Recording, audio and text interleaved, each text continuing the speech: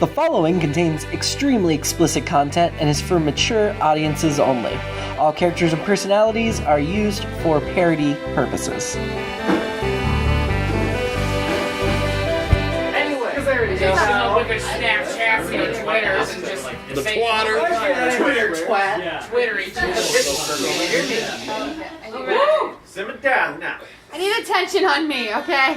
That's been a while. It has. What's that? Wait, you need a Vuvuzela. That does nothing. That was It was not loud. Yeah. Oh, I thought you should have soundtrack too. No.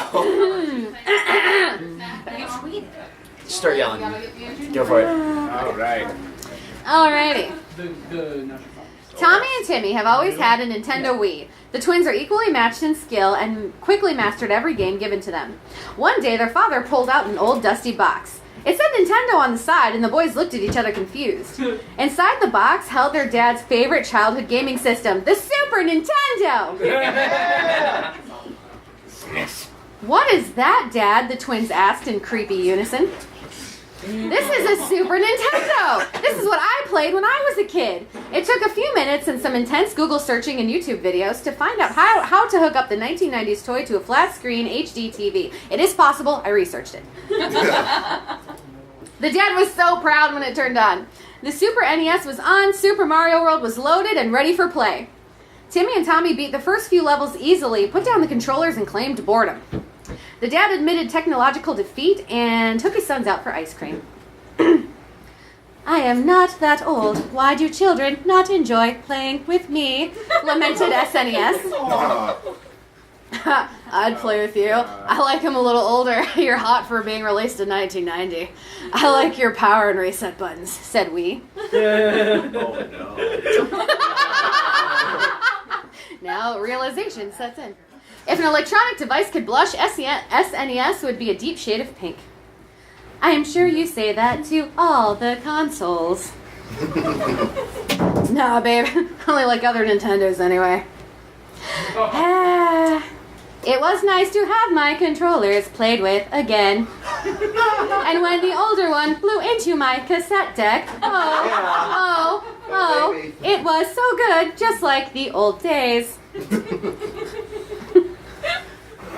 Are game cassettes like the only thing that enters your deck? We asked, as his cord unplugged from the wall and ran itself around SNES's square frame. He took his metal prongs and slightly brushed them over her power button.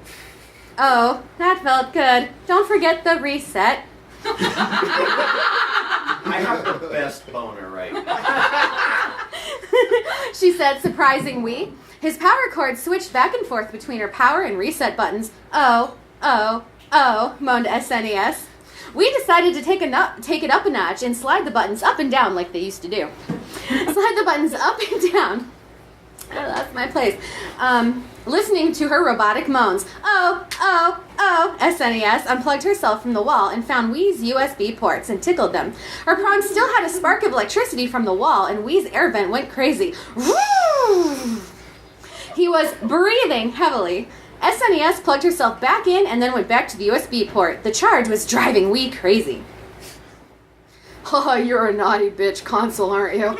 Yeah, spark me harder.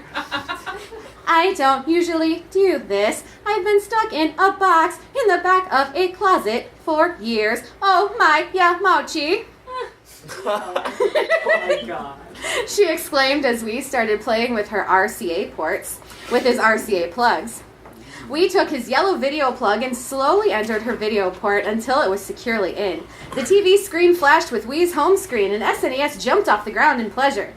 Wii slid his video port in and out, in and out, in and out. Oh, baby, your ports are so tight. I wonder what would happen if I moved my way over to your audio ports.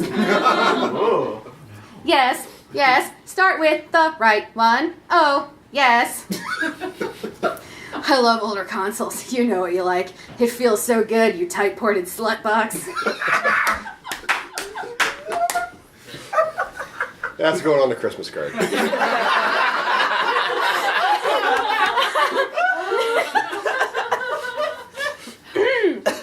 We moved his yellow cord to the red right port and circled the outer rim, teasing SNES.